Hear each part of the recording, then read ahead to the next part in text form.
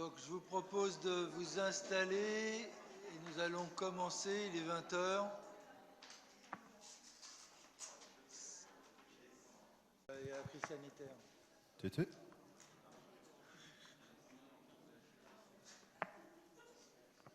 Bien. Merci.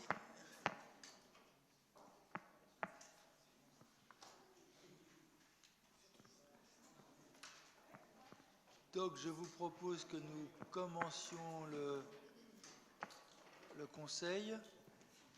Je vais demander à Madame la Directrice Générale des Services de procéder à l'appel nominatif des conseillers.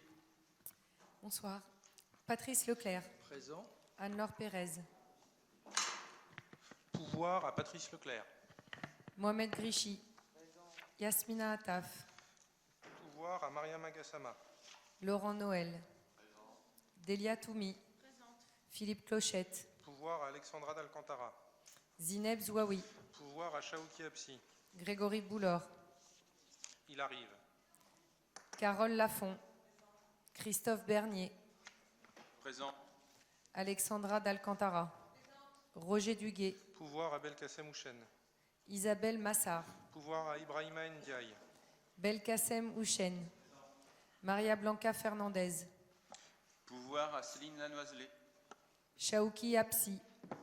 Nadia Mouadine. Ibrahima Ndiaye. Sophia Manseri. Pouvoir à Grégory Boulor.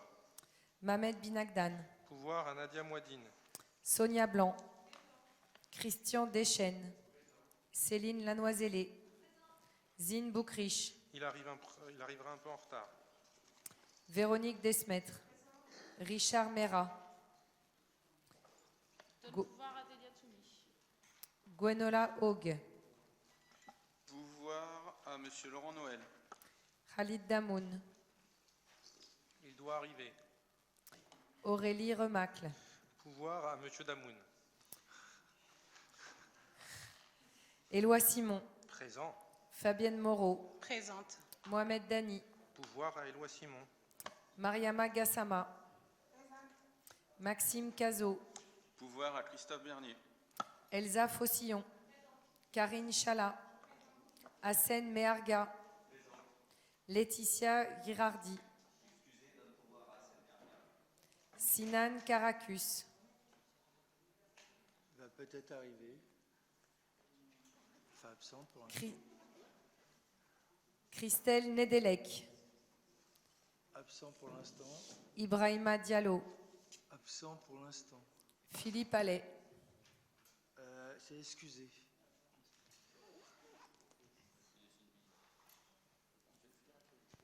Donc on a le quorum grâce à la crise sanitaire.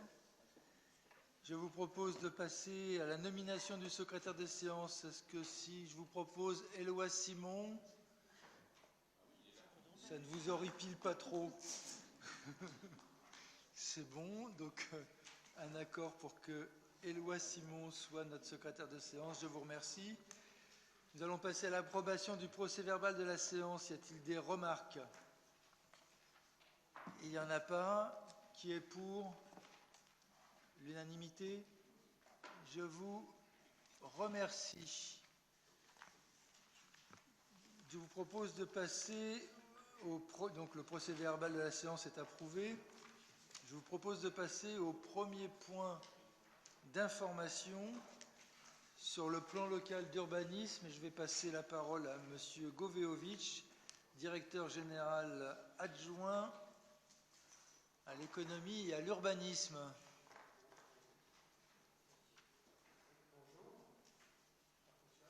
Ça fonctionne.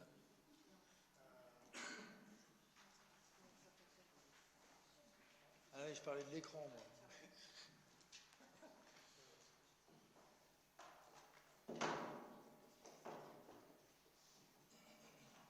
Voilà.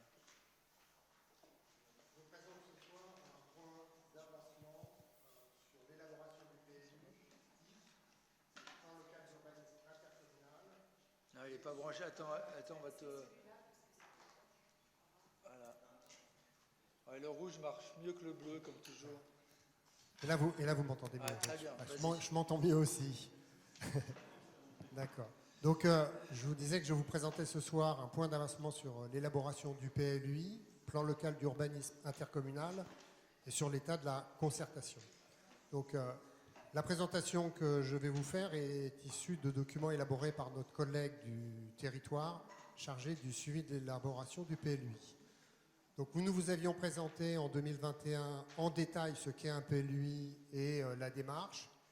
Mais pour rappel, le PLUI, c'est un document de planification au niveau territorial qui se substitue aux PLU communaux des 7 villes.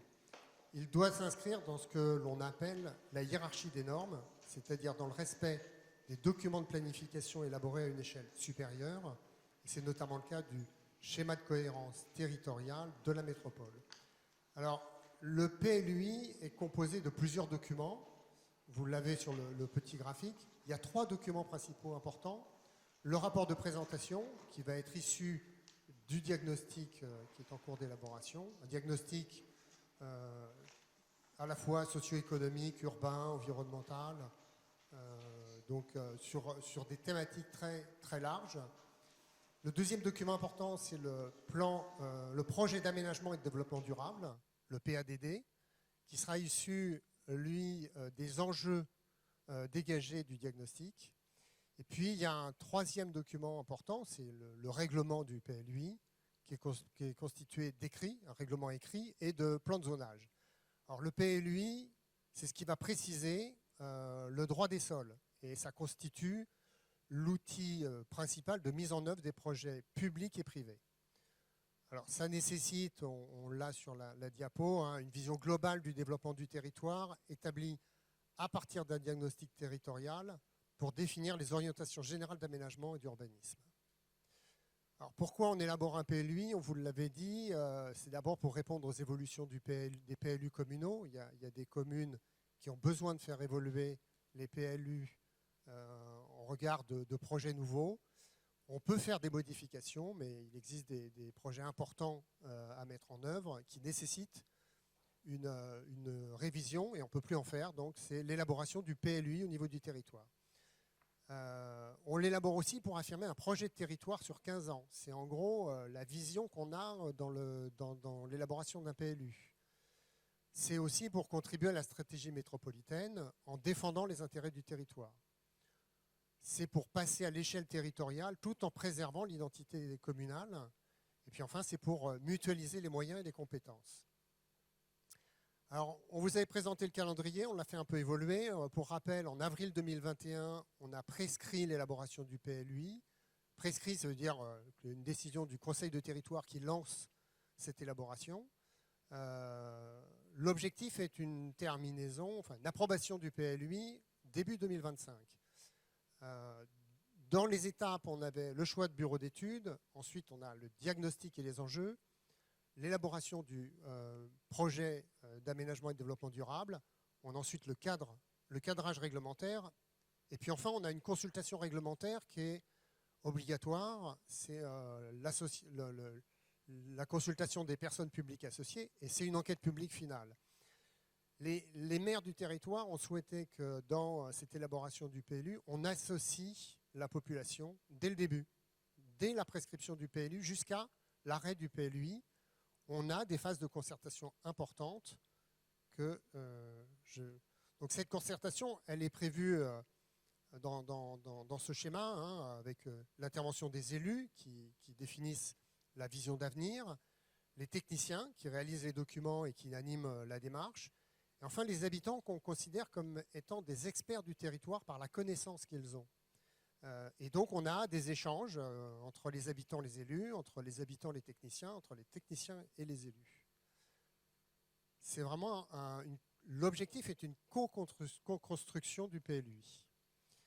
Alors, le territoire se fait accompagner par ce qu'on appelle de l'assistance à maîtrise d'ouvrage, c'est des bureaux d'études.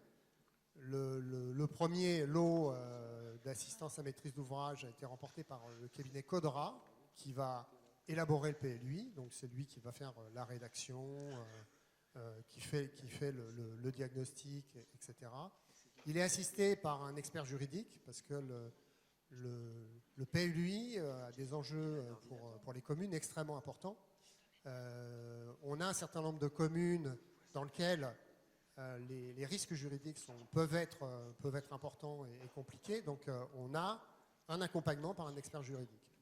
Le lot numéro 2, c'est un bureau d'études qui porte sur toutes les questions environnementales. Son rôle, ça va être d'assurer l'intégration de toutes ces questions dans le PLUI.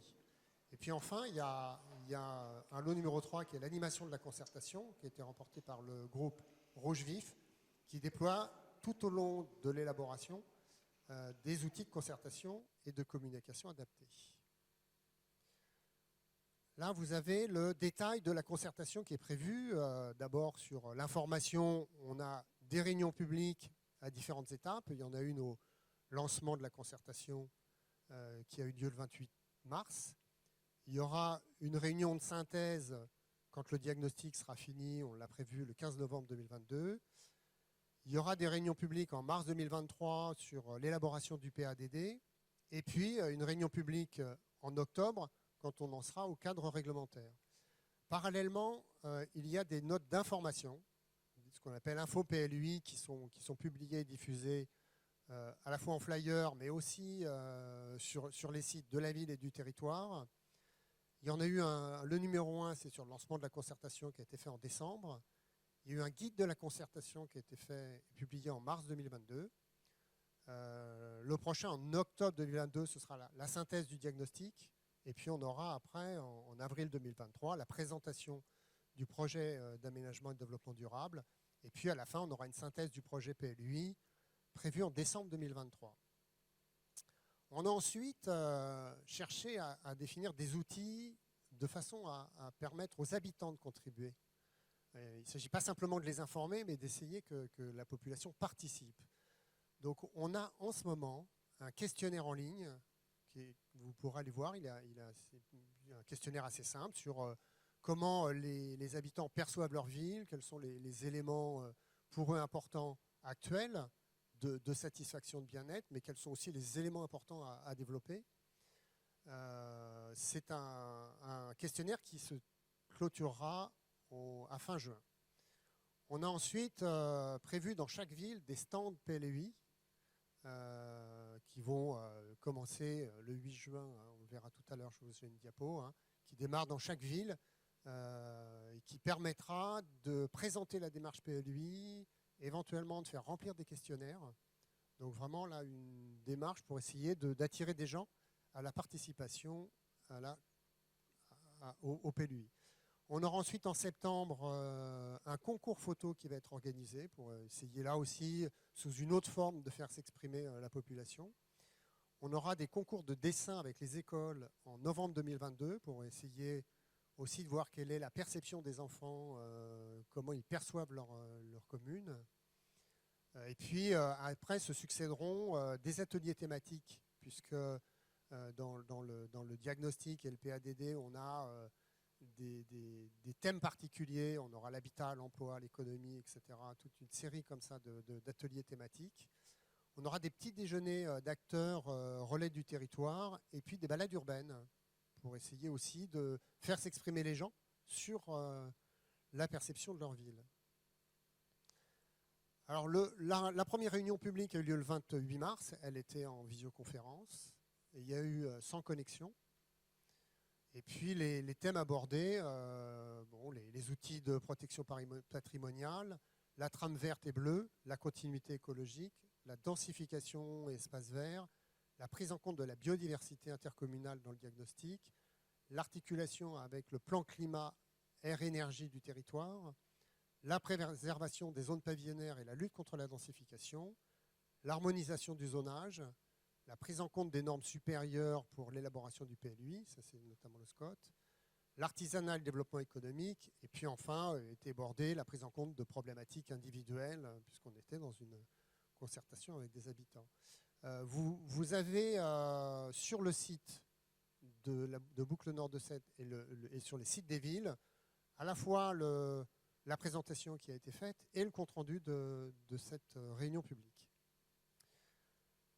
Le questionnaire en ligne, donc, il est ouvert depuis le 12 avril et se clôture le 30 juin.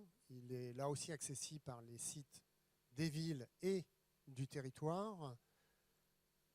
Le 9 mai, c'est-à-dire 12 avril, 9 mai, hein, on n'avait que 265 réponses, donc il faut qu'on poursuive la mobilisation sur ce questionnaire, c'est important. On peut espérer que l'organisation du stand PLUI va nous permettre de toucher plus de monde. À Gennevilliers, c'est prévu le 25 juin après-midi à l'occasion du carnaval de la ville. Le stand sera à l'arrivée du carnaval au parc des Sévines, là où les gens se posent un peu plus pour essayer, on le dit, de donner de la visibilité à la démarche, de mobiliser pendant ce temps de concertation le plus possible, rappeler les sites internet, relayer sur le questionnaire, expliquer de manière pédagogique ce qu'est le PLUI et les enjeux de la phase en cours. Donc voilà, on a comme ça, à l'occasion de cet événement, et chaque ville a choisi un événement du mois de juin qui rassemble de la population pour essayer de faire participer le plus de personnes possible à la concertation. Merci beaucoup. Je vous propose de passer au... Merci pour ce point d'information important parce qu'il dessine la ville et les territoires, comme vous l'avez dit, pour les 15 à 20 prochaines années. Je vais passer la parole maintenant à Fabienne Moreau pour faire un point d'information sur la stratégie alimentaire. Bonsoir à toutes et à tous. Alors, je prends la parole ce soir pour vous apporter des informations concernant le développement d'un projet agricole biologique nourricier. Ce projet agricole s'inscrit dans une stratégie globale. Elle poursuit les objectifs du projet de mandature. Il s'insère dans un projet d'alimentation durable territoriale qui vise à consolider et amplifier la stratégie alimentaire durable de notre ville. Vous pouvez voir sur cette première diapositive les grands axes du projet de la mandature. On y voit la justice sociale, la santé alimentaire, la préservation de l'environnement, la sensibilisation aux enjeux alimentaires et le maintien et le développement de l'agriculture française. Dans ce quatrième point, on voit apparaître créer une ferme maraîchère et fruitière biologique pour alimenter les Gennevillois via la restauration collective et en direct. Et c'est le point que nous allons développer maintenant. Donc, ce projet d'exploitation agricole vise, entre autres, à favoriser la bonne alimentation des convives gennevillois, en proposant bien évidemment une alimentation saine, de qualité et durable pour tous, à favoriser une économie locale non délocalisée, c'est-à-dire une filière économique de proximité fixe, qui permettra également de réduire les émissions de carbone. Il faut savoir que selon l'Agence nationale de l'environnement et de la maîtrise d'énergie, l'ADEME, le quart des émissions de gaz à effet de serre en France proviendrait de nos assiettes. Et il serait autant que le transport et le logement. Chose à bien maintenir à l'esprit, je pense, c'est quand même une donnée importante.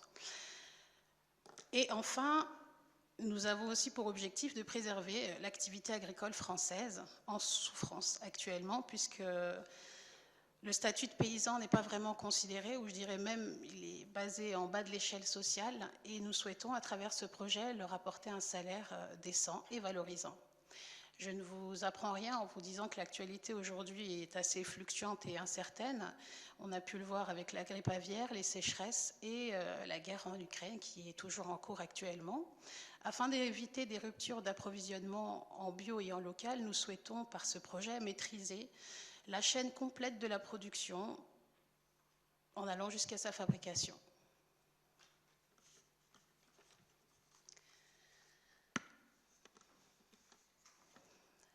Alors il faut savoir que ce type de projet existe depuis déjà quelques années. Il a été lancé par la première ville qui s'intitule Montsartou, c'est le nom de cette commune. Au cours de cet été, nous avons fait ce que j'appelle moi une enquête de terrain avec l'aide des services. Et nous sommes partis à la rencontre de ces acteurs qui ont lancé ce projet. Donc nous avons rencontré énormément d'élus, d'agents, de techniciens de 18 villes du territoire français. Bien évidemment, ce qu'il en ressort, c'est que chacune a ses spécificités et ses ambitions. Donc il faut savoir que le modèle, ou plutôt le montage juridique et économique est bien différent d'une collectivité à l'autre.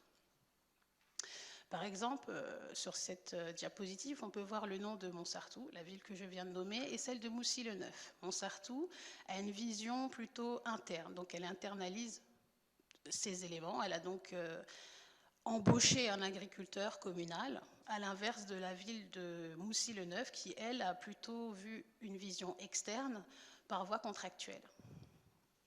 Donc vous pouvez voir dans la slide suivante, lors de cette rencontre sur Montsartou, les nombreuses villes qui ont participé à, je dirais, à cet échange, à cette production, à cette créativité mentale et en même temps d'ossature, parce qu'il faut savoir que de monter une régie municipale agricole, ça doit être un projet adaptable, on ne peut pas le prendre tel qu'il est. Donc nos objectifs, en tout cas aujourd'hui, est de créer notre propre modèle et qui nous correspondent. Donc sur ce plan, enfin plutôt sur cette carte, on peut voir que Gennevilliers est la ville qui a le plus d'habitants, de 45 000 habitants à peu près, et que toutes les autres ont des chiffres qui peuvent s'y rapprocher, comme par exemple la ville d'Argentan qui compte 30 000 habitants. Mais c'est vrai que, et la ville aussi, j'oubliais, de Tulle, l'agglomération, mais aussi la commune, qui elle compte à peu près 44 000 habitants. Mais on est comme l'objectif que nous devons mener aujourd'hui n'est pas le leur, pas celui de Montsartou ni des villes qui comptent à peu près 3 000 habitants. Donc je poursuis sur nos objectifs. Alors, il faut savoir qu'on n'est pas la ville de Montsartou, on est Gennevilliers et nous sommes issus d'une ville populaire. Dans notre ville, nous travaillons, en tout cas en termes d'alimentation et de restauration scolaire, avec un organisme, le CIREC, le Syndicat pour la restauration collective, et il vient de fêter ses 10 ans. Donc ça fait 10 ans que nous travaillons et nous apportons à peu près 15 000 repas jour par an au sein des 4 villes qui composent le CIREC, Saint-Ouen-sur-Seine, Villepinte, Villeneuve-la-Garenne et nous-mêmes. Nous sommes actuellement, dans une perspective, une ébauche, ou plutôt un scénario, comme le dit plutôt l'intitulé que vous pouvez voir en haut, un scénario qui nous emmène à nous projeter sur un segment intermédiaire et non global. Donc, dans cette perspective, nous voulons, ou nous souhaitons en tout cas travailler sur le self municipal, qui prend en compte que Gennevilliers, les crèches et la portabilité à domicile pour nos anciens sur les 4 villes. Et nous avons aussi une projection, alors ça ne sera pas tout de suite, mais en tout cas on y travaille et nous espérons pouvoir le faire, de faire de la vente directe.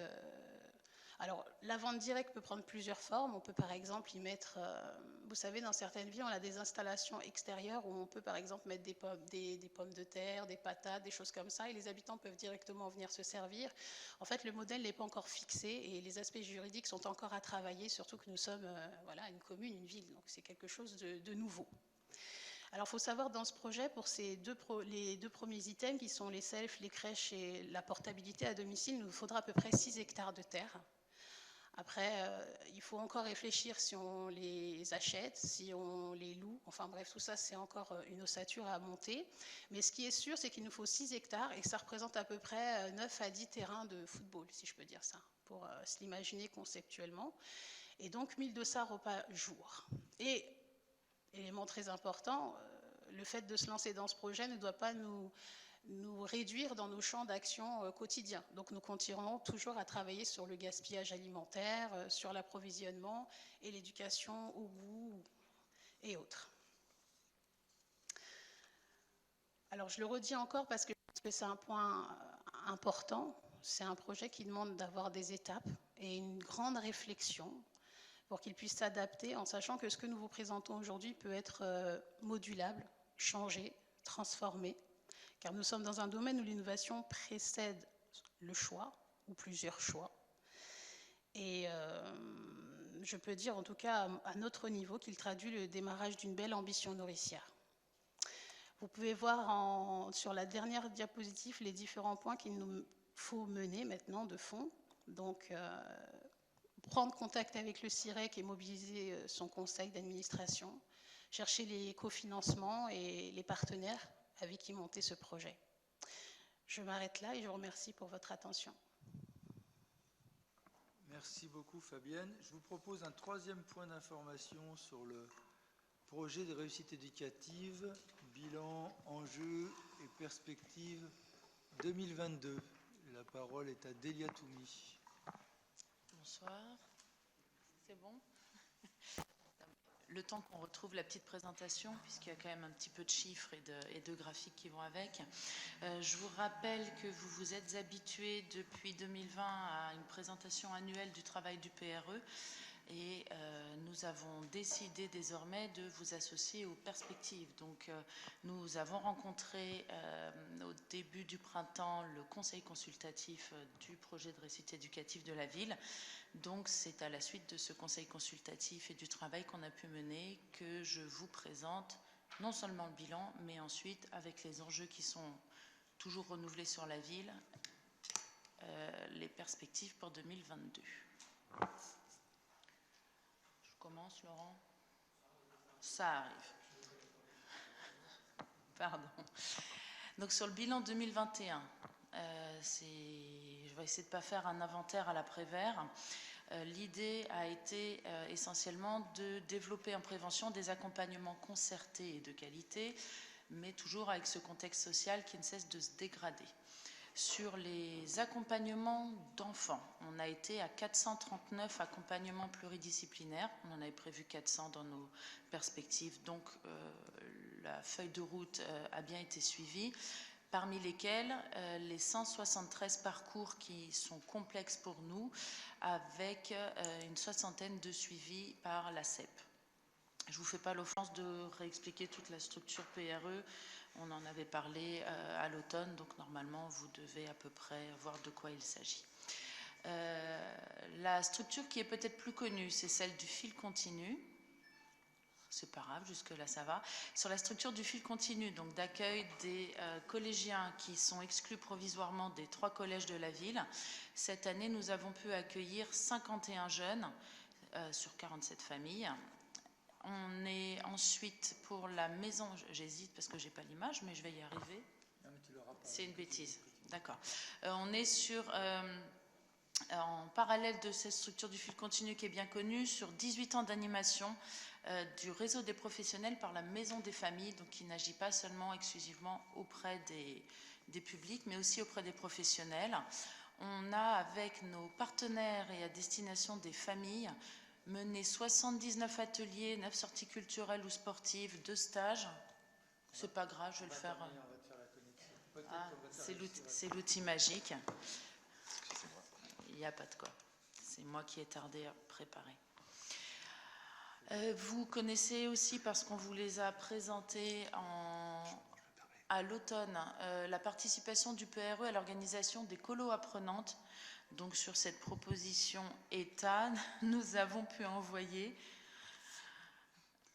mais non, c'est moi, nous avons pu envoyer 18 enfants et 10 adolescents sur ces colonies à Ménil en fin de période d'été, sur l'idée de la préparation à la posture d'élève. On a ensuite mené une action de recherche de financement, et cette fois avec des propositions auprès du groupe UP, que vous connaissez peut-être mieux sous le nom chèque déjeuner, mais qui s'appelle Groupe UP et qui donc a une fondation qui souhaite désormais nous accompagner non seulement dans le maintien sur la ville de Gennevilliers de son siège, mais aussi avec sa fondation qui va soutenir des actions d'accrochage scolaire. Et le lancement dont vous avez entendu parler probablement, avec l'appui de la cité éducative, du groupe de travail sur les violences éducatives dans le quartier du Fossé. Vous avez aussi vu à l'automne que nous souhaitions travailler de façon renforcée la prévention en direction des maternelles. Pour ce qui est des parcours complexes, les 160 que j'évoquais auparavant, nous sommes désormais à 10% d'enfants qui sont justement sur ce cycle 1 scolaire, donc sur la maternelle, pour un peu moins de 50 en élémentaire et une quarantaine sur le niveau collège, en secondaire. Secteur clé, surtout après le... Ah d'accord. Ça marche. Ouais, vas-y. Je le lance. Hop. Donc, secteur clé, surtout après notre temps de travail avec... notre temps de travail avec le conseil consultatif. Donc, sont présents au conseil consultatif, évidemment, les financeurs principaux. La ville en tête avec un budget de 53 000. Non, oui, il manque des zéros. Je vais y arriver. 533 000 euros. Les financeurs suivants vous apparaissent, à savoir l'État dans la partie. Tu vas me taquiner tout du long ? À savoir l'État, puis ensuite le conseil départemental et de façon assez représentative, la CAF qui participe en particulier, qui est. Ils font exprès, hein, je crois. Donc, pardon, le conseil départemental, entre autres, que vous connaissez pour sa participation comme premier financeur de la structure du fil continu. Je débranche quoi. Ils sont infernaux. Je vous prie de m'excuser. Hein, ouais, je crois. Hein. Nous avons des axes d'intervention qui sont financés à des hauteurs différentes et pas toujours par les mêmes financeurs. Vous voyez la part de la gestion de la coordination du dispositif tout à fait à droite et sur les parcours individualisés qui sont le corps de métier des PRE lambda, c'est-à-dire nous on est bien au-delà du lambda, vous l'avez compris, comme toujours à Gennevilliers sur le secteur éducatif. Nous avons la première barre que vous voyez sur la gauche. Vous aviez entendu parler de notre axe de développement sur les questions de santé et prévention que vous voyez apparaître au milieu sous l'intitulé santé et bien-être pour ce qui est du décrochage scolaire et de l'insertion. Alors nous, on est très attentifs à travailler aussi, puisqu'on est en prévention, à l'accrochage scolaire, et ce, dès la maternelle. Mais la question du décrochage scolaire est plutôt de l'ordre du lexique qui est employé par nos partenaires. Pour 2022, puisque là, c'est déroulé de ce que nous avions à peu près annoncé à l'automne. Nous continuons à développer nos problématiques, à savoir nous ne sommes pas dans le droit commun, mais nous sommes complémentaires du droit commun, sachant que ce droit commun, et vous le voyez dans les remontées que vous font tant les institutions que les habitants, est de plus en plus défaillant. Je pense en particulier à la précarisation des enseignants, à la carence en personnel de santé autour du mental, la santé mentale et du paramédical. On peut aussi penser à la question de la protection de l'enfance. On a aussi, et personne ne l'ignore, des populations qui sont de plus en plus fragilisées par la crise, ce qui va nous pousser à travailler non seulement de nouvelles perspectives, renforcer certains axes par ailleurs, et ciseler notre positionnement. Le PRE de Gennevilliers est dans de l'innovation sur certains dispositifs. Je vous avais présenté le dispositif classe à l'automne, en octobre. Je vais revenir sur un nouveau dispositif qui est celui du trait d'union. Nous sommes dans l'expérimentation au cœur du fil continu sur un dispositif de prévention, cette fois de l'exclusion.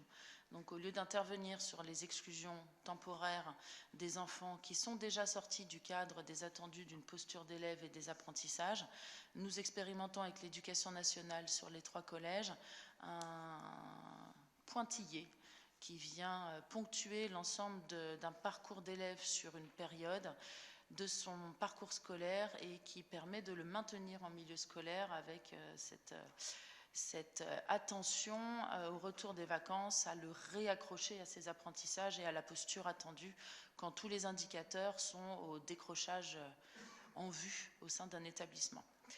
Je laisse les autres peut-être pour ne pas prendre trop de temps. Le travail aussi se fait en matière de positionnement dans la capacité à faire réseau au cœur des acteurs éducatifs. Là, le PRE a une fonction de mobilisation des institutions et d'animation de ce réseau éducatif. La synergie dont vous entendez parler en matière de cité éducative est aussi au cœur des pratiques du fil continu, du PRE, qui cette fois permet dans la cité éducative non pas d'être un simple dispositif, mais d'être un des leviers de mobilisation des institutions au pluriel. Ce qui nous donne des perspectives sur lesquelles nous nous sommes mis d'accord avec l'ensemble des interlocuteurs de notre PRE, à savoir Poursuivre évidemment la structuration de l'équipe et de l'activité. Vous savez que notre PRE est debout et en capacité de faire du développement, donc nous continuons à travailler à la structuration de l'équipe et de l'activité. Mourad Akmi, qui est le responsable du PRE, est assis sur la chaise là-bas. Cette partie-là est encore à renforcer. Nous poursuivons le travail sur la prévention dès la maternelle. Vous avez entendu la question sur la santé mentale, mais aussi sur la question de l'accrochage scolaire. Quand l'accrochage ne s'est pas fait, il n'est plus temps en collège de se poser la question du simple décrochage. Nous continuons à travailler en réseau autour des parcours, le cœur de métier classique, à construire des espaces partagés entre parents et professionnels et à consolider le positionnement du PRE en tant qu'acteur, mais aussi ressource dans la cité éducative, le levier que je pouvais aussi évoquer auparavant. En matière d'innovation, nous avons à cœur au PRE, toujours dans l'ordre de dépasser le droit commun, certains axes du travail, et en particulier prévention, réseau. Vous avez senti que c'était le vocabulaire qui revenait de façon récurrente. 3 axes principaux en matière d'innovation. Agir en faveur d'une politique éducative du numérique sur le territoire, c'est le projet que nous avons présenté qui s'appelle désormais La Maille, avec l'association Fréquence École qui a répondu à un appel à projet de la Banque des Territoires et pour lequel, avec un attelage de développement sur la stratégie éducative de la DESS et sur le PRE, nous travaillons à une politique non pas de l'équipement, mais de l'éducation au numérique. Sur les violences intrafamiliales, des choses qui reviennent souvent autour de l'expérimentation au fossé de l'aumône avec l'ensemble du groupe scolaire de Langevin maternelle élémentaire et en associé Kergomar. Les acteurs éducatifs sont mobilisés, cette fois avec un attelage PRE Éducation nationale, qui s'est structuré initialement sur une dynamique PRE cité éducative, mais qui permet d'impliquer l'ensemble des acteurs. Et le département est là sur les questions d'accompagnement des enfants, ce qui est déjà un point extrêmement satisfaisant, puisqu'on faisait le point sur les défaillances parfois dans l'accompagnement du droit commun par les autres institutions. Le département, avec ce groupe de travail, réintègre la réflexion sur le terrain en matière de protection de l'enfance et d'accompagnement des familles. Dernier point que je souhaitais évoquer, le trait continu.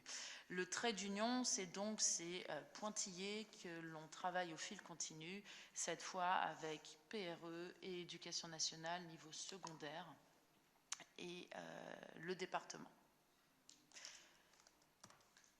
Et le merci, mais cette fois, nous on a une petite citation que vous avez déjà vue en octobre, mais l'insistance pédagogique n'est jamais vaine. Je vous remercie.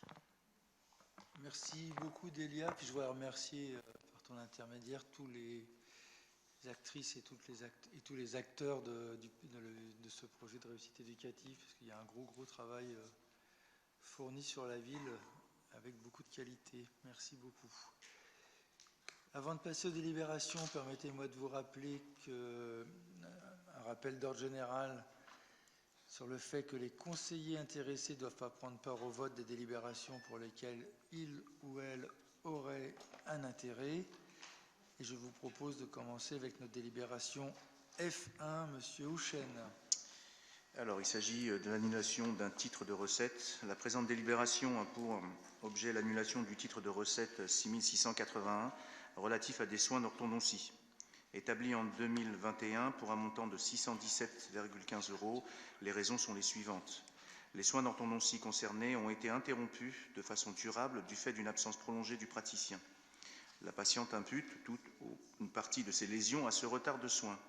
L'imputabilité ne peut être démontrée ni exclue. Les soins n'ont pu être repris au CMS de Gennevilliers aussi, dans un souci d'apaisement de la situation et pour permettre à la patiente de reprendre ses soins chez un autre praticien, la ville de Gennevilliers annule le titre de recette, numéro bien entendu 6681. Merci. Merci. Y a-t-il des interventions? Je n'en vois pas. Qui est pour? L'unanimité, je vous remercie. Délibération F2. Il s'agit de désigner un conseiller municipal siégeant à la commission d'admission des modes d'accueil des jeunes enfants afin de remplacer Jacqueline Marichès-Clairaut. Et je vous propose de nommer Monsieur Allais, qui est du même groupe. Oui, Madame Chalat. Je voulais me proposer. Parce que ça Ah, m'intéresse, c'est comme vous mais voulez, mais je sais Monsieur Allais n'est pas là, donc c'est pas... Moi, j'ai pas...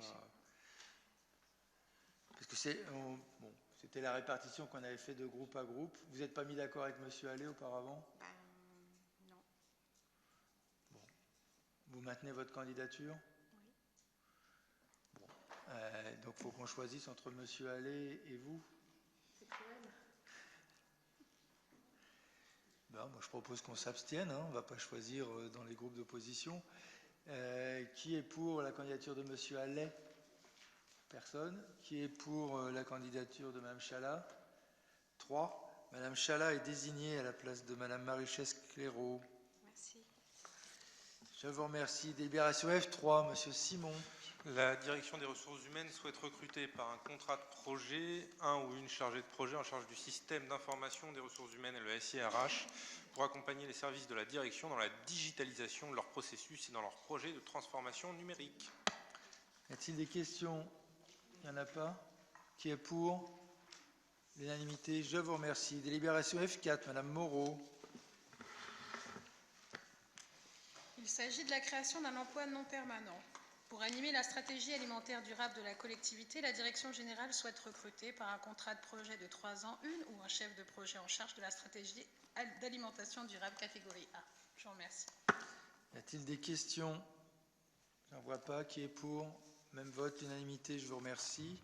Délibération F5, Madame Lafont. Oui, dans le cadre d'une réorganisation de la direction de l'habitat, il est proposé de créer un poste de chargé de mission T5, poste de catégorie A, au sein de la direction de l'habitat. Il aura pour mission de participer à l'ensemble des travaux et dispositifs conduits par le territoire pour permettre la prise en compte des orientations stratégiques de la collectivité dans les travaux du T5. Merci. Même vote, l'unanimité. Je vous remercie. F6, Madame Moidine. Il s'agit de définir les modalités de rémunération des agents vacataires recrutés pour la mise en place et l'organisation du carnaval de la ville. Merci. Carnaval qui a lieu le 25 juin, auquel je vous invite toutes et tous. Même vote, l'unanimité. Je vous remercie. Délibération F7, Monsieur Noël. Bonsoir, chers collègues. Il s'agit d'autoriser la signature d'une convention de mise à disposition des personnels communaux à l'établissement public territorial Boucle Nord de Seine. Merci. Pas de questions. Même vote, l'unanimité. Je vous remercie. Délibération F8, Monsieur Boulard. Oui, bonsoir. Donc, il s'agit de la création du comité social territorial et de sa formation spécialisée pour la ville et ses établissements publics rattachés, dont notamment le centre communal, le CCAS et la case des écoles. Merci. Même vote, l'unanimité. On passe beaucoup de délibérations techniques. Délibération F9, Monsieur Ndiaye. Bonsoir. Il s'agit, Monsieur le maire, d'une transformation des postes d'agents d'accueil et de gestion administrative du service des affaires civiles au sein de la direction municipale de la relation usagers, actuellement de catégorie C en catégorie B, rédacteur territorial à temps complet. Merci. Même vote, l'unanimité. Je vous remercie. Délibération F10, Monsieur Damoun. Bonsoir. Il s'agit de la transformation de poste de gestionnaire de courrier du service suivi de la demande de l'usager au sein de la direction municipale de la relation aux usagers, actuellement de catégorie C à catégorie B à temps complet. Merci. J'imagine que c'est le même vote. Non, Madame Chala. Mais je voulais intervenir au nom de notre groupe pour dire qu'au vu des efforts fournis par les agents de la ville, nous sommes bien entendu en faveur de ce changement de catégorie et cet avancement. Voilà. Merci. Donc même vote adopté à l'unanimité. Délibération F11, Madame Gassama. Bonsoir. Il s'agit d'autoriser Monsieur le maire à signer la convention relative à la diffusion et à l'utilisation des données cadastrales entre la ville de Gennevilliers et le département des Hauts-de-Seine. Merci, j'imagine que c'est l'unanimité. Je vous remercie. Délibération E1, Monsieur Grichy. Attends, j'arrive. Merci, Monsieur le maire. Bonsoir tout le monde. Alors, il s'agit de l'attribution d'une subvention de fonctionnement dans le cadre du contrat de développement départemental ville pour l'association Gym Club. Merci. L'unanimité. Je vous remercie. E2, Madame d'Alcantara.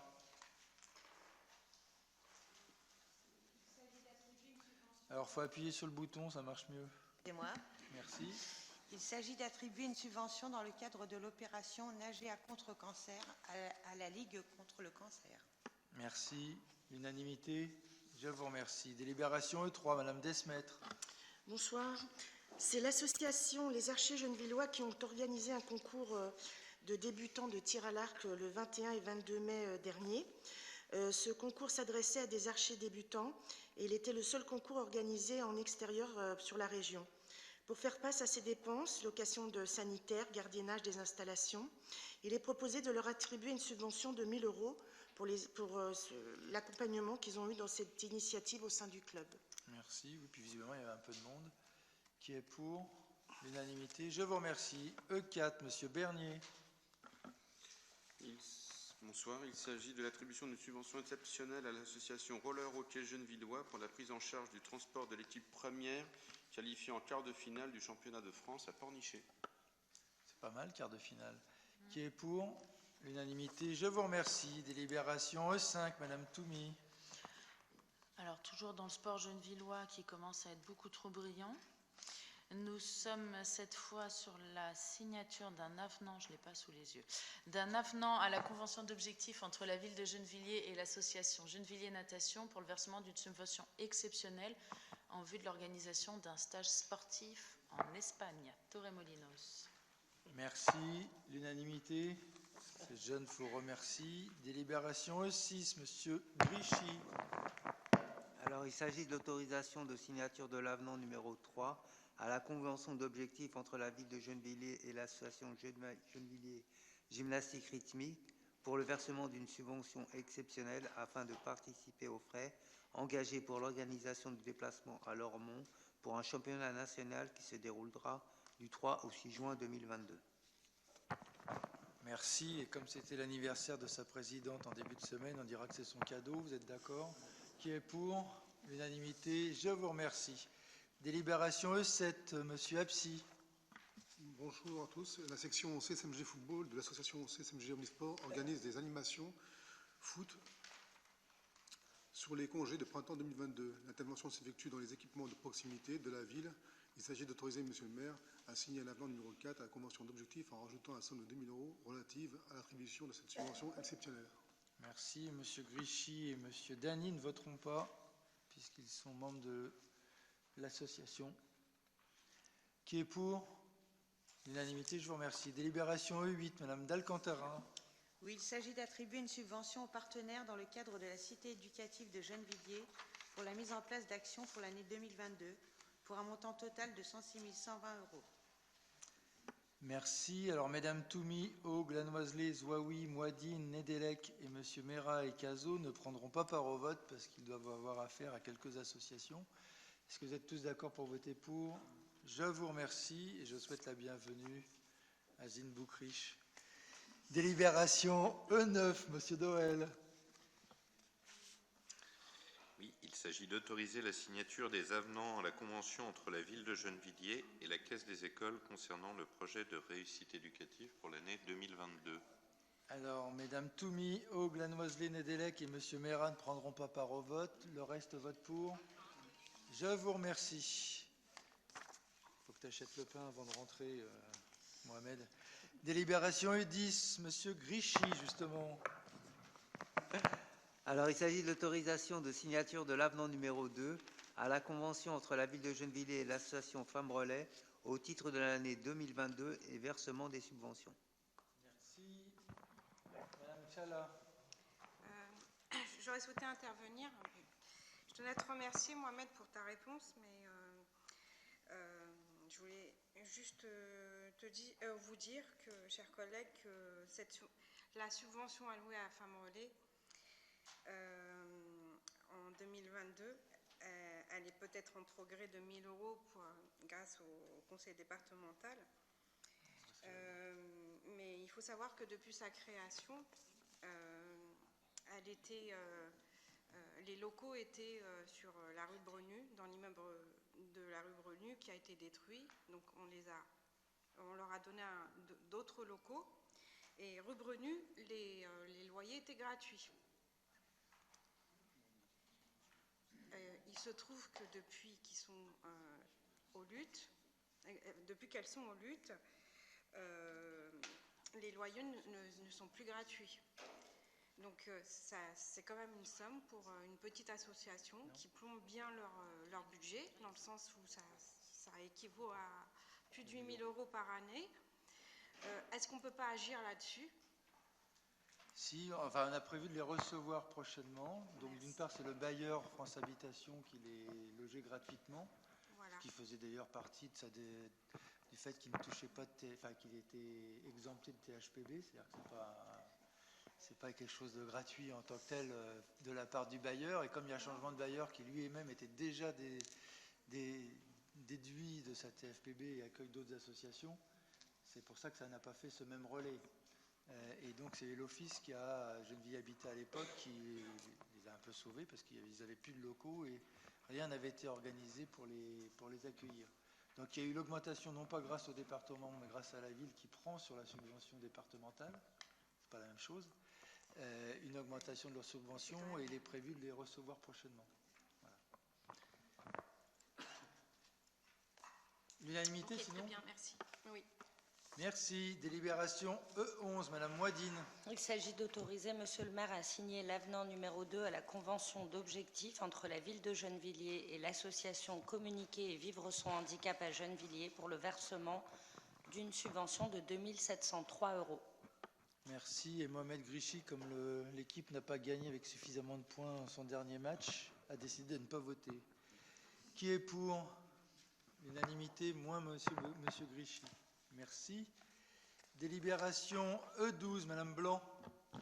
Bonsoir. Alors, il s'agit d'autoriser Monsieur le maire à signer l'avenant numéro 2 à la convention d'objectifs relative à l'attribution d'une subvention d'un montant de 1 500 € à l'association Le Club du Lutte au titre de la cité éducative. Merci. Merci. L'unanimité, je vous remercie. Délibération E13, Monsieur Damoun. Il s'agit d'autoriser la signature de l'avenant numéro 7 à la convention d'objectifs entre la ville de Gennevilliers et le Tamanoir pour l'attribution d'une subvention municipale. Merci. Alors, Madame Zouaoui, Madame Moidine et Monsieur Cazot ne prendront pas part au vote. Même vote, unanimité. Je vous remercie. Délibération E14, Madame Toumi.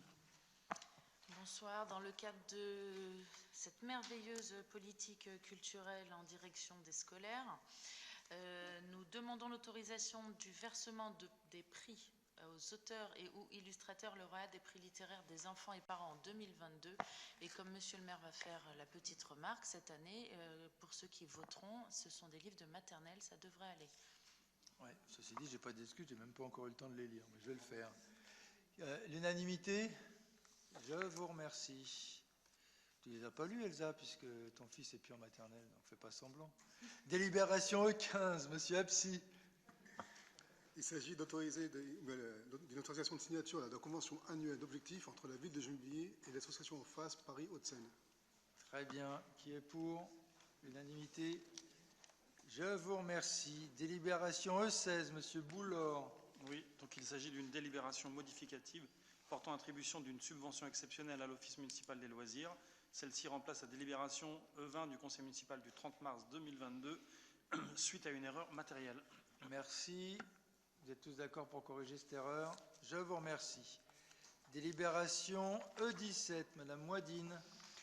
Il s'agit d'autoriser Monsieur le maire à signer l'avenant numéro 1 à la convention pluriannuelle d'objectifs entre la ville et l'association Plein Gré relative au versement d'une subvention d'un montant de 60 500 € au titre du contrat de ville et d'une subvention relative au partenariat ville-département d'un montant de 40 000 €. Merci. Même vote, unanimité. Je vous remercie. Délibération E18, Monsieur Ndiaye. Il s'agit d'autoriser Monsieur le maire à signer la convention de participation financière pour les travaux de réfection de 2 cours de tennis et création d'un 3e cours de tennis entre la ville de Gennevilliers et l'association Tennis Club Gennevilliers. Merci, j'imagine que c'est l'unanimité, même si on ne joue pas tous au tennis. Je vous remercie. Délibération U1, Monsieur Simon. Oui, bonsoir. Afin de répondre d'une part au projet de résidentialisation de l'ensemble immobilier situé 88 rue Louis Calmel appartenant à la société Inly et d'autre part au projet d'implantation du 4e collège rue Arthur Rimbaud, entre la rue Arthur Rimbaud et la rue de la Couture d'Auxerre, un accord est intervenu entre la ville de Gennevilliers et la société Inly pour l'échange foncier entre des parcelles cadastrées section Z 320, 321, 350 appartenant à la ville de Gennevilliers et la parcelle cadastrée section Z 291P appartenant à la société Inly moyennant une soulte en faveur de la collectivité d'un montant de 186 000 € hors taxe. Merci. L'unanimité. Je vous remercie. Délibération E2, Monsieur Bernier. U2, pardon. Il s'agit d'autoriser, Monsieur le maire, à la signature d'un protocole transactionnel relatif à l'acquisition d'un parc de stationnement à Gennevilliers, 54 rue Villebois-Mareuil, parcelle cadastrée section T numéro 268 et 271, d'une superficie cadastrale d'environ 880 m² appartenant à la SARL Cégeau. Et cet protocole transactionnel vise à permettre à Gennevilliers Habitat de se substituer ensuite en tant qu'acquéreur en vue de la réalisation d'un projet de construction de logements sociaux. Merci. Qui est pour? L'unanimité. Je vous remercie. Délibération U3, Madame Toumi. Il s'agit de faire avancer un projet qui nous tient particulièrement à cœur, celui de la reconstruction du cube au LUT, c'est-à-dire ces logements de fonction du groupe scolaire Lursa en centre de loisirs maternel. Donc on avance, c'est très positif. Nous vous demandons donc l'autorisation de déposer une demande de permis de construire dans le cadre de la restructuration du bâtiment de logement de fonction du groupe scolaire Jean Lursa pour l'accueil des loisirs maternels au 10 rue Jean Lursa dans le quartier du LUT. L'unanimité, ce sera une belle amélioration. Je vous remercie. Délibération U4, Monsieur Absi. La société Goodman envisage la construction d'une plateforme multimodale de logistique urbaine d'environ 90 000 m² sur un terrain situé au 28 route du bassin numéro 6. Le projet combine des objectifs de modernisation, de développement de l'offre d'immobilier logistique, mais aussi une ambition environnementale qui prend en compte les enjeux d'intégration paysagère et de biodiversité, via notamment une renaturation de la berge, la création d'une ferme urbaine et d'une centrale photovoltaïque en toiture. Compte tenu que ce projet de construction peut avoir pour effet de modifier de façon substantielle le cadre de vie ou d'affecter l'environnement au sens de l'article L122.1 du Code de l'environnement, il est nécessaire de définir des modalités de concertation qui sont proposées dans la présente délibération. Merci. Qui est pour? L'unanimité. Je vous remercie. Nous avons fini avec les délibérations. Je vous propose... Nous avons 3 vœux et une question orale. Je vous propose de passer au premier vœu présenté par le groupe Front de Gauche Gennevillois en la personne de Nadia Mouadine, qui a pour objet non à la privatisation, oui au droit du transport. Madame Mouadine. Alors, depuis 2020, Île-de-France Mobilité a engagé un processus de mise en concurrence progressive de toutes les lignes de transport public francilien, aussi bien les bus, les tramways, les métros, les RER et les Transiliens, répondant ainsi aux souhaits de sa présidente Valérie Pécresse et sa volonté de privatisation. Cette politique de libéralisation, elle a démarré en 2021 avec les 1500 lignes de bus du réseau Optile qui desservent 90% des communes de moyenne et grande couronne. Ainsi, le conseil d'administration d'Île-de-France Mobilité a voté le 17 février dernier la privatisation de 165 lignes du réseau de bus RATP. Après les bus RATP, eh bien, ce sont les trains de banlieue, les tramways, les métros et les RER qui sont en danger. Valérie Pécresse ayant déclaré son intention d'ouvrir l'ensemble du réseau régional à la concurrence d'ici 2030. La privatisation de lignes, elle a déjà eu des effets catastrophiques en seconde couronne parisienne. Les offres les moins disantes ont été retenues. Ce choix a entraîné une dégradation du service, une baisse des fréquences, des salariés sous pression. Les opérateurs en compétition réduisent les coûts au maximum en réduisant la masse salariale avec des conséquences sur la sécurité des passagers, des usagers notamment. De nombreux salariés de ces opérateurs dénoncent l'augmentation des rotations et des amplitudes horaires, les réductions de salaire à temps plein, le défaut de formation pour les véhicules à gaz, et ces dysfonctionnements génèrent légitimement le mécontentement non seulement des usagers, et ainsi que des mouvements sociaux, comme cela a été le cas récemment chez les salariés de la société Transdev. Depuis octobre 2021, Île-de-France Mobilité a décidé, au motif d'économie dans le cadre de la crise sanitaire, de réduire les fréquences de passage des bus, des métros, des tramways et des RER, au détriment, là encore, de la qualité du service offert aux usagers, qui, pour beaucoup, ont comme seul moyen de transport le service public. Pour Gennevilliers, ce sont plus de 15 lignes qui desservent le territoire qui sont à terme concernées, des lignes en correspondance avec les lignes de métro et du RERC. Nos concitoyens sont déjà mal transportés. Les coups de colère réguliers des usagers serrés comme des sardines dans la ligne 13 maintenant se profilent des menaces sur les lignes de bus. D'autres solutions doivent être étudiées. Les transports publics sont écologiques et utiles au désenclavement de quartiers populaires, majoritairement confrontés à un manque de transport de proximité. Il faut pour cela renforcer le maillage des transports pour garantir l'accès à la richesse de nos territoires, notamment pour l'emploi, la culture, les loisirs, entre autres, en complémentarité avec les autres modes de transport. Notre responsabilité, elle est de garantir les mobilités de l'ensemble de nos concitoyennes et de nos concitoyens. Donc ces choix sont inacceptables. Il y a urgence à renforcer le service public de transport et à le rendre plus accessible en œuvrant à sa mise, notamment en gratuité progressive. Cette urgence, elle est d'autant plus grande que les transports en commun sont un outil efficace pour lutter contre les émissions de gaz à effet de serre et contre les pollutions atmosphériques aux conséquences sanitaires désastreuses. C'est bien le développement du service de transport collectif et la mise en place de la zone ZFE, dans des conditions respectueuses des réalités sociales et économiques de nos territoires, qui permettront de mener le combat du climat. C'est pourquoi le conseil municipal de Gennevilliers ne peut accepter la décision de Valérie Pécresse d'ouvrir à la concurrence le réseau de bus en Île-de-France, juste après avoir réduit les fréquences de nombreuses lignes. Cette décision, elle va à l'encontre de l'exigence de désenclavement de nos quartiers et de porter une vision des transports complémentaires et écologiques. Considérant donc le droit au transport et à la mobilité comme un droit fondamental, considérant la nécessité écologique de développer les mobilités actives et l'offre de transport plus vertueux, considérant l'application et l'extension de la zone à faible émission sur notre territoire et les inégalités qui en découlent en l'état, considérant les inégalités territoriales dans l'offre de transport et la discrimination induite avec sur notre territoire par les conditions de transport au sein de la ligne 13, et considérant la mise en concurrence du réseau de bus en Île-de-France sur décision de Valérie Pécresse, les conséquences sur la dégradation du service et l'augmentation des prix aux usagers, le conseil municipal de Gennevilliers demande que Île-de-France Mobilité rétablisse au plus vite une offre à 100% publique en Île-de-France et la fin du processus de mise en concurrence de nos transports en Île-de-France, ainsi qu'un retour aux fréquences normales du service, que chaque conductrice et que chaque conducteur partout en Île-de-France soit traité à égalité avec la mise en place d'une régie nationale des bus directement intégrée à Île-de-France Mobilité. Cette régie, elle concernerait toute l'Île-de-France, zone RATP et Optile compris.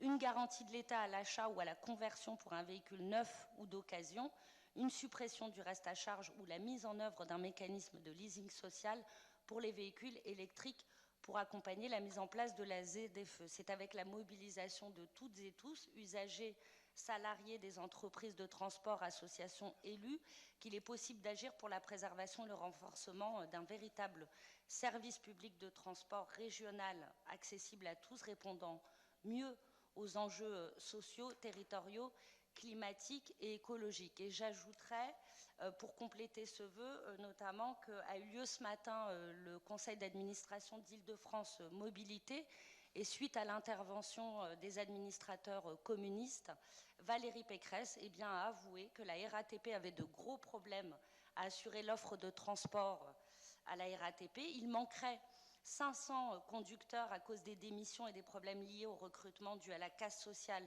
consécutive à la mise en concurrence.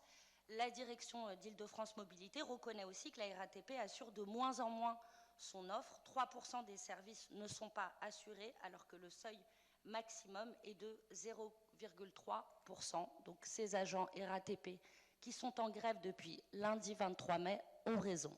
Merci. Merci. Y a-t-il des interventions? Monsieur Méarga. Oui, indépendamment, bonsoir à toutes et tous, indépendamment des conséquences néfastes pour les usagers et pour les publics, la question de cette privatisation, de cette ouverture à la concurrence, elle est décrétée seule par la région ou c'est une directive européenne qui s'applique? C'est la mise en œuvre d'une directive européenne. D'accord, parce que c'est bien de le préciser concurrence. quand même d'un point de vue de la compréhension. Merci, oui.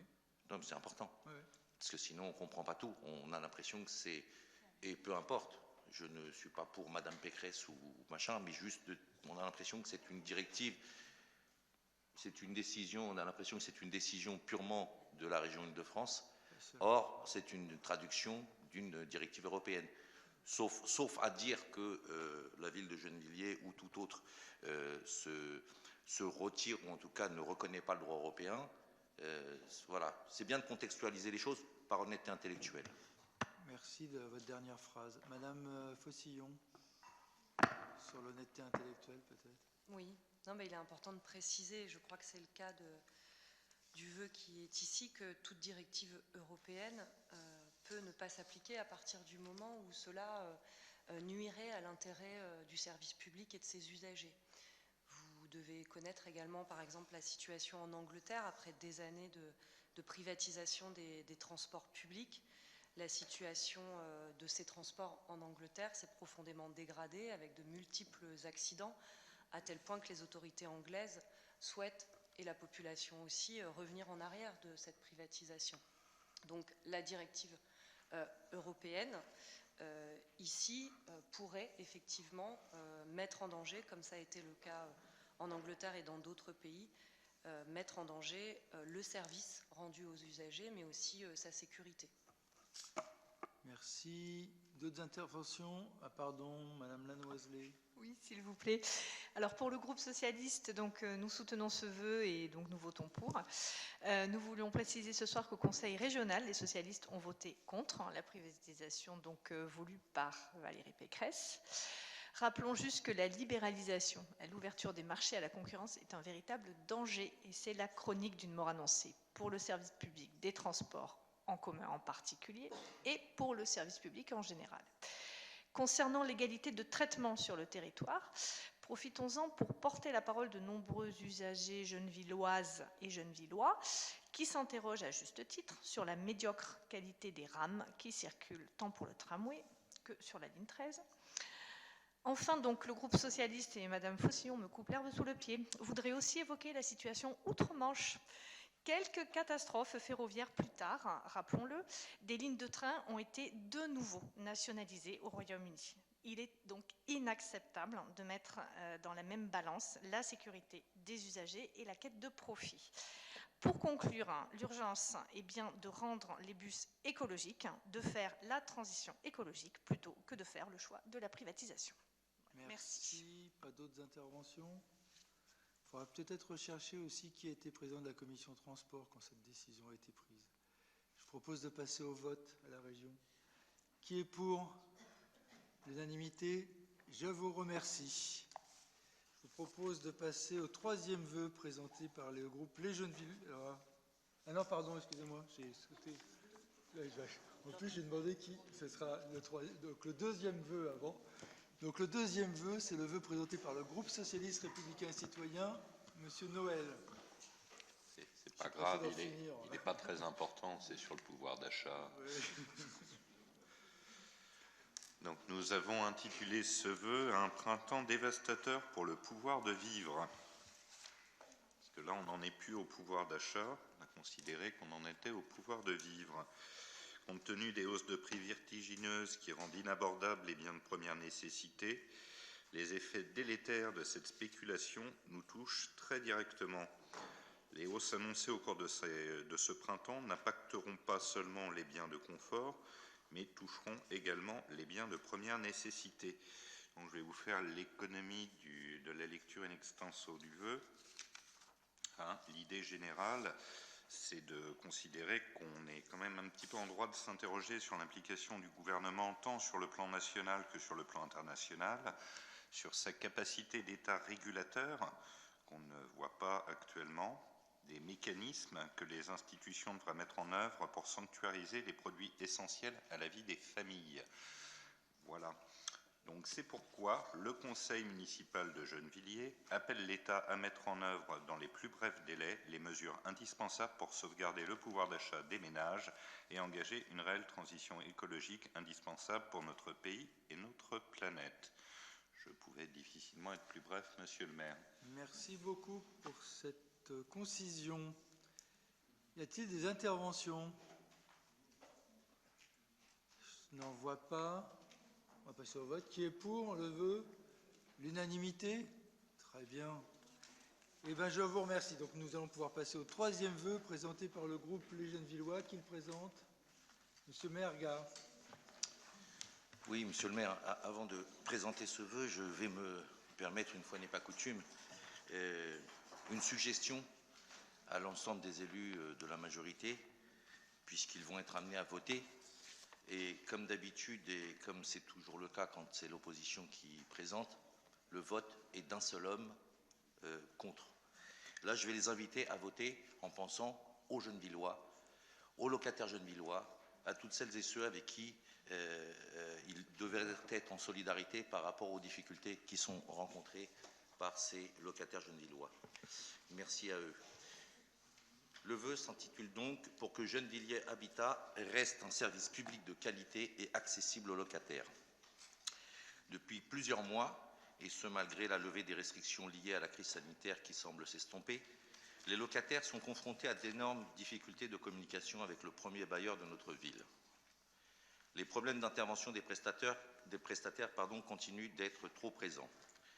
Les régularisations de charges trop importantes pour de nombreux ménages gennevillois, ainsi mis en difficulté financière, restent trop souvent sans explication claire et sans réponse, nonobstant maintes sollicitations des locataires. De même, des locataires qui tentent d'avoir des réponses en voulant rencontrer un interlocuteur susceptible de débloquer une situation se voient interdire physiquement l'accès aux locaux, y compris par l'intervention sèche des agents de sécurité. La plupart des réponses apportées, souvent insatisfaisantes, prennent des semaines pour que ce soit de la part des instances dirigeantes de Gennevilliers Habitat ou des services ou des différents services. À travers ce vœu, le conseil municipal de Gennevilliers manifeste sa solidarité vis-à-vis des locataires, mais également des personnels, et demande au conseil d'administration ainsi qu'à la direction générale de Gennevilliers Habitat de mener toutes les actions visant à améliorer la qualité relationnelle et le traitement des demandes des locataires. En vous remerciant. Merci. Y a-t-il une intervention? Madame Lafont. Oui, merci. Donc, si l'intention de ce vœu est de marquer l'amélioration des relations entre Gennevilliers Habitat et les locataires, nous partageons cette volonté. Nous pensons qu'il faut toujours faire mieux. C'est d'ailleurs ce à quoi s'attache la direction de Gennevilliers Habitat et sa présidente. Comme vous le savez, tout ne s'obtient pas d'un claquement de doigts, mais le processus est engagé. Aussi, nous vous proposons d'amender votre vœu pour garder cette intention et intégrer des éléments plus précis permettant de réaliser cet objectif. Avant de présenter le vœu ainsi amendé, permettez-moi de donner quelques éléments d'information. En ce qui concerne la proximité, l'installation en 3 étapes s'achèvera cet automne. En premier lieu, donc, il y a eu la mise en place du centre de relations locataires qui est actif depuis l'été 2020 et qui traite 300 appels par jour en offrant une amplitude horaire de 8h à 18h avec un taux décroché moyen de 80%. Il permet de traiter les demandes et les réclamations et ne pas les orienter de les orienter vers le bon interlocuteur quand elles ne sont pas, comme dans 60% des cas, traitées directement par ce centre de relations locataires. La mise en place de ce service a permis d'éviter aux locataires de se déplacer jusqu'au siège, sachant que les gardiens restent disponibles sur leur secteur de 8h30 à 17h30 avec 1 heure de permanence en fin de journée. Rappelons d'ailleurs que Gennevilliers Habitat maintient une présence conséquente des gardiens sur site, 1 pour 130 logements contre 1 pour 300 pour I3F par exemple. La deuxième étape de cette démarche qualité a été la mise en place de groupes de travail au sein du Conseil de concertation locative dans lequel vous-même, Monsieur Merga, vous pouvez siéger.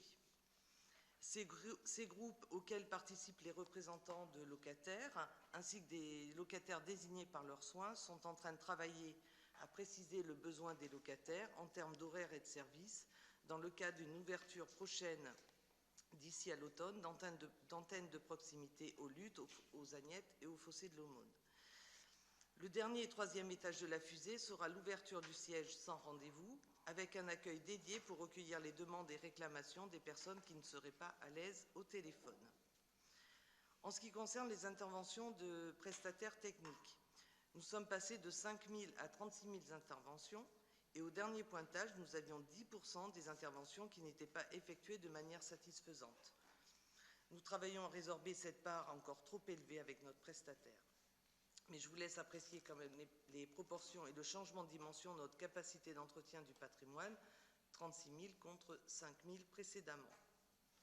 Concernant la satisfaction des locataires, donc Gennevilliers Habitat recueillit 78% de satisfaction globale des locataires lors de la dernière enquête, soit 4 points de plus que la moyenne francilienne des bailleurs sociaux. Notre bailleur prend donc des mesures pour progresser encore et diminuer les 28% d'insatisfaction restants. Alors, voilà le vœu amendé. Donc, pour que Gennevilliers Habitat continue d'améliorer et garantir un service public de qualité et accessible aux locataires. Depuis plusieurs mois, Gennevilliers Habitat, conscient que des améliorations doivent être apportées aux relations avec les locataires, met en place 3 dispositifs. Donc, j'ai parlé tout à l'heure, le centre téléphonique de relations locataires, accueil au siège sur rendez-vous et ouverture d'antennes de proximité et accueil au siège sans rendez-vous à l'automne 2022. L'investissement dans l'entretien du patrimoine a permis un nombre d'interventions multiplié par 7, avec un taux de réussite de 90%. Mais il reste des problèmes sur les 10% restants qui doivent être résorbés dans le cadre du suivi du marché avec le prestataire. Les régularisations de charges, trop importantes pour de nombreux ménages gennevillois, ainsi mis en difficulté financièrement, et ce malgré la mise en place d'un étalement par défaut à l'initiative du bailleur, seront un problème majeur à partir de 2022 si rien n'est fait pour contenir la hausse des prix de l'énergie. Une amélioration doit aussi être apportée dans l'explication détaillée des charges. Afin que Gennevilliers Habitat et par là même les autres bailleurs sociaux de Gennevilliers puissent maintenir un haut niveau de proximité ainsi qu'une capacité à entretenir un patrimoine vieillissant et protéger au maximum ses locataires de l'impact sur leur vie quotidienne de la situation internationale, le Conseil municipal demande à l'État de renoncer à la baisse de l'aide personnalisée au logement et ainsi de ne pas fragiliser davantage les locataires, de supprimer la réduction de loyer de solidarité pour redonner la possibilité aux bailleurs sociaux d'investir davantage dans les constructions neuves et les réhabilitations, la révision de la politique du supplément de loyer de solidarité pour favoriser la diversité sociale dans les cages d'escalier, le rétablissement de l'aide à la pierre pour lutter contre la hausse des coûts des matériaux, le contrôle du coût de l'énergie et la suppression de l'obligation de rapprochement des bailleurs sociaux qui ne génèrent pas d'économies mais engendrent des dépenses nouvelles. Merci Madame Lafont. D'autres interventions? Monsieur Merga. Oui, monsieur le maire, alors c'est très bien toutes ces propositions. La seule chose, c'est que, par exemple, vous voyez, puisque tout à l'heure j'entendais sur ma droite des gens se gausser quand je parlais de Madame Pécresse et donc de la droite, je ne vois pas référence à ces concitoyens gennevillois qui sont empêchés de rentrer presque manu militari par des agents de sécurité dans le vœu que vous proposez. Et je n'ai pas entendu non plus de commentaires là-dessus. La référence qui est faite, c'est celle de l'ouverture justement d'un dispositif pour permettre aux gens de rentrer. Donc c'est plutôt, vous souhaitez des solutions, enfin vous souhaitez des solutions, si j'ai bien compris, pour améliorer la vie des gens. Et votre souhait, c'était que la majorité vote avec vous et ne vote pas contre votre vœu. Donc Madame Lafont a anticipé votre proposition puisque on pourrait arriver à un vote presque unanime du conseil municipal sur les souhaits d'amélioration des relations Gennevilliers Habitat et des moyens qu'on y met. Comme quoi, des Gennevillois et des locataires qui rencontrent des difficultés et l'opposition que nous représentons sert à quelque chose dans cette ville. Tout à fait. Nous pourrons voter avec plaisir ce vœu. Tout à fait. Donc, je vous propose de mettre aux voix ce vœu ainsi amendé. Monsieur Boucriche, pardon. Oui, je vais prendre la parole 2 minutes à Seine, si tu me permets. Non, mais c'était pour te répondre. J'ai strictement rien à dire sur ce qu'a dit Carole Lafont sur le contenu du vœu, mais juste sur ton introduction, parce que faudrait pas que tu sois frustré la prochaine, parce qu'en fait dans ton introduction tu dis à chaque vœu, en fait tu nous appelles individuellement à réfléchir à la proposition de ton vœu et prendre des décisions individuelles. C'est ce que tu as dit en introduction. Voilà, donc c'est ça. Donc et je veux pas que tu sois frustré au prochain conseil municipal, parce qu'en gros tu dis à chaque conseil municipal, en gros c'est un peu la même musique et on vote comme un seul homme. Mais c'est voilà. Alors la vérité, je vais non, monsieur Merga, si c'est possible que monsieur Zin. Non, mais après je vais écouter. Non, mais je vais écouter ta réponse, mais c'est juste pour te dire. C'est la vérité, mais si tu l'as dit comme ça, sans savoir ce qui se passe en amont, effectivement, ça peut prêter à suspicion. C'est-à-dire qu'on ne reçoit pas un texto, j'imagine, le jour du conseil municipal, venu d'en haut, j'imagine, du chef de la majorité que représente le maire, en disant il faut voter oui ou il faut voter non aux propositions, aux vœux de l'opposition. C'est pas du tout comme ça que ça se passe. En fait, sur des sujets, il y a des réunions en amont, et certes, il y a une décision majoritaire qui est prise, et c'est pour ça peut-être ça te donne l'impression qu'on vote comme un seul homme, mais c'est une décision majoritaire. Et c'est pour ça, c'est la démocratie, et c'est tout aussi important. Enfin, moi, le travail de l'opposition, je le respecte. Toute démocratie qui fonctionne correctement a besoin d'une opposition. Mais en fait, dans ton introduction, tu dis, pour une fois, réfléchissez individuellement et ne votez pas comme un seul homme. Mais oui, mais il y a un moment, si on fait le choix dans la majorité d'avoir une décision majoritaire, on vote peut-être comme un seul homme, mais en amont,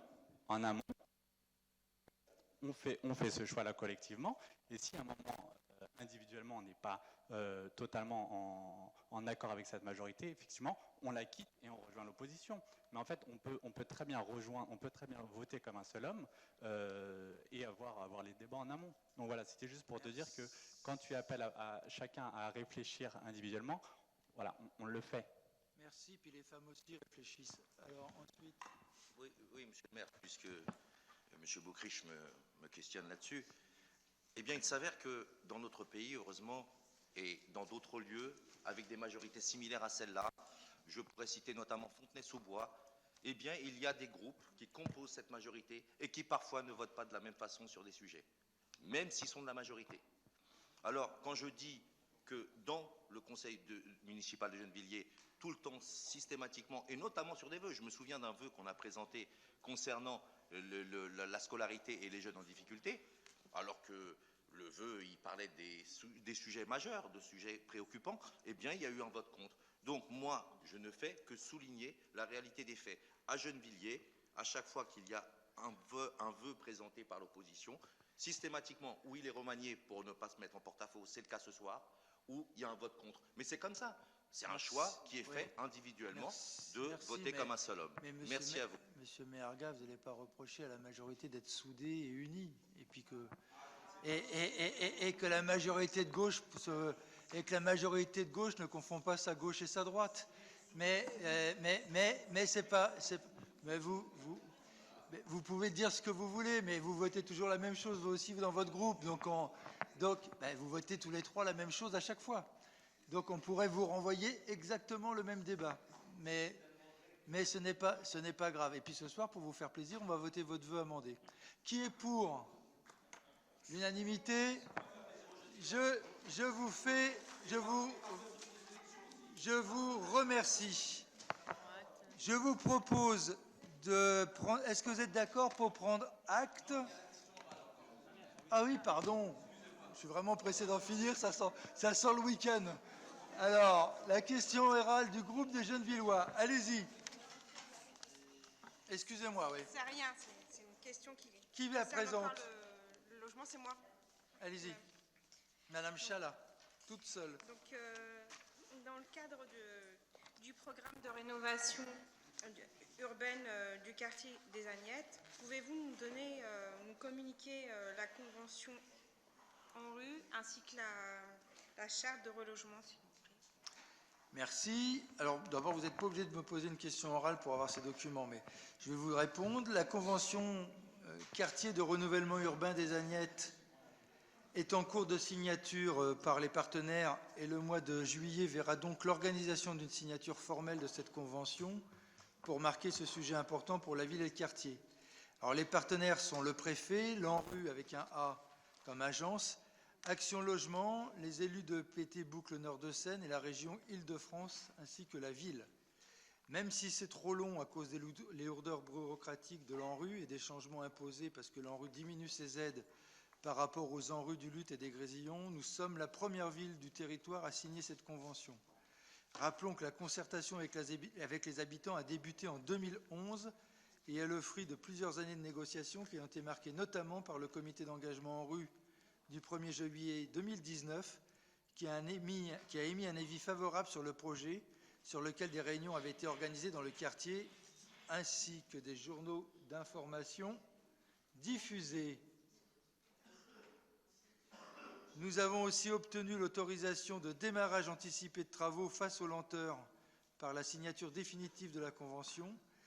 Les chantiers sur plusieurs projets que nous avons conçus et que nous avons défendus auprès de l'ANRU en faveur des jeunes villois sont lancés. Le nouveau groupe Joliot-Curie ouvrira à la rentrée de septembre 2023 et le centre social et culturel SAD-APSI devrait lui aussi voir le jour à la fin du printemps de l'année prochaine. Concernant le projet de réhabilitation de l'immeuble L'Amour, il est engagé et celles des tours 5 et 7 rue des Agnettes vont l'être dans les prochains mois. Et ensuite s'engagera la concertation pour les tours 1 et 3.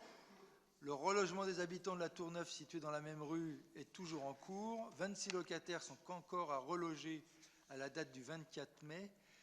C'est la Mousse qui nous en a informé. Et nous avons l'objectif de finir le relogement pour la fin de l'année 2023. La majorité des locataires, et c'est bien compréhensible, désirent être relogés aux Agnettes, mais cela nous impose donc une contrainte et donc du temps. La tour devrait être démolie l'an prochain. Actuellement, 2 opérations de construction neuve en accession à la propriété sont à l'étude sur le secteur de la rue Claude Robert, 120 logements, et au niveau de la rue des Bas, 3 opérations de 45 logements chacune. Il est prévu que les travaux du programme Claude Robert débutent en juin 2022, donc c'est de là bientôt. Pour les constructions neuves sur la rue des Bas, 2 immeubles de 45 logements chacun devraient débuter dans le courant du premier semestre 2024 et le 3e situé entre les tours 3 et 5 devrait débuter 2026. Malgré les annonces gouvernementales faites l'an passé sur les crédits complémentaires dans le cadre du plan de relance, le montant des subventions de l'ANRU pour l'opération des Agnettes n'a quant à lui pas évolué. Ainsi, en comparaison avec ses premiers programmes PNRU 1, la participation financière de l'ANRU a clairement diminué. En pourcentage global de subventions sur l'investissement, dépenses réelles du projet en montant hors taxe, elle est passée de 32% en prenant l'exemple du NPRU du Luth Ouest et celui des Grésillons au moment de la signature de la convention à 21% au projet des Agnettes en NPRU, soit une baisse de 11%. Et l'on peut rajouter que cela n'est pas de bon augure en sachant que nous sommes dans une situation structurelle haussière des coûts de matières premières et que l'État refusera certainement de compenser. Ainsi, l'effort va se reporter sur les collectivités locales et notamment les communes. Dès que la convention, puisque c'est la convention que vous me demandez, aura été signée dans le courant du mois de juillet, certainement le 11 juillet officiellement, en présence de monsieur le préfet, du représentant de l'ANRU, je vous transmettrai le document signé. Mais sans attendre, je peux vous remettre la charte de relogement, puisqu'elle est signée, dont le contenu a été signé par tous les représentants du territoire, Action Logement et l'État. Et je vous fais passer ce document, si vous pouvez avoir la gentillesse. Ce document prend en compte l'avis et les intérêts des habitants de Gennevilliers en permettant la reconstitution de l'offre de logement sur la commune. La ville a refusé une politique qui aurait visé à reloger les Gennevillois en dehors de Gennevilliers. C'est pourtant les textes nationaux. Vous le savez, le département des Hauts-de-Seine à la majorité républicaine et UDI refuse de participer financièrement à l'ANRU. C'est pour cela qu'il n'est pas partenaire de la signature. Nous contestons depuis le début cette politique, d'autant que le département avait participé aux ANRU précédents. Monsieur Georges Siffredi, président du conseil départemental, suite à nos multiples interpellations, a ouvert une petite porte pour entamer la négociation en vue du dépôt de candidature sur ce qu'il a nommé Quartier d'avenir Projet des Agnettes. Nous le rencontrons prochainement pour renégocier notre contrat ville-département et obtenir des moyens supplémentaires pour les Agnettes, et nous vous informerons de ces suites. Et vous pouvez être assuré de notre détermination à réussir ce projet urbain et humain avec les Gennevilloises et les Gennevilloises. et nous organiserons plusieurs réunions publiques avec les habitants au dernier trimestre de cette année pour faire le point sur l'ensemble de ces dossiers à partir de la signature du mois de juillet, les négociations passées avec le département pour avoir un point le plus précis possible. Voilà, j'espère que j'ai répondu de manière complète à votre question. Je vous propose maintenant de prendre acte des décisions municipales. Est-ce que vous en êtes d'accord? Vous en êtes d'accord. Et je vais lever la séance en vous souhaitant un bon week-end prolongé pour ceux qui ont la chance de faire le pont. Et notre prochaine séance aura lieu le 29 juin à 20 h.